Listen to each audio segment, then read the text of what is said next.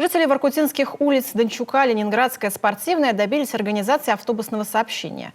Многолетнюю проблему своего округа озвучила местный депутат Марина Герд во время рейда по району с главы города Ярославом Шапошниковым и председателем городского совета Игорем Сенча. Наш район очень большой. Это улица Дорожная, Дончука, Ленинградская, которая заселены, много детей, пожилых людей. Автобусов нет. Выехать из этого района невозможно.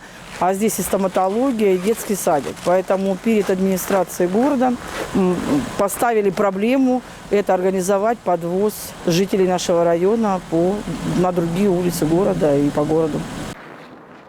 Осмотрев район, Ярослав Шапошников отметил, что для организации автобусного сообщения требуется выполнить ряд требований. Обустроить разворотную площадку с асфальтированием подъездных путей и установить автобусный павильон. А только после этого разрешить новый маршрут.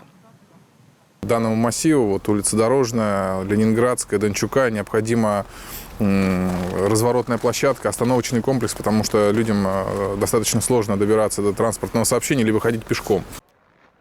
Возобновление движения общественного транспорта в районе позволит его жителям мобильно передвигаться по городу, в том числе для посещения социальных и медицинских учреждений. А остальным горожанам быстро доехать до стадиона, который востребован круглогодично. Сейчас добраться в район можно пешком, на личном транспорте или такси, сообщает пресс-служба воркутинской мэрии.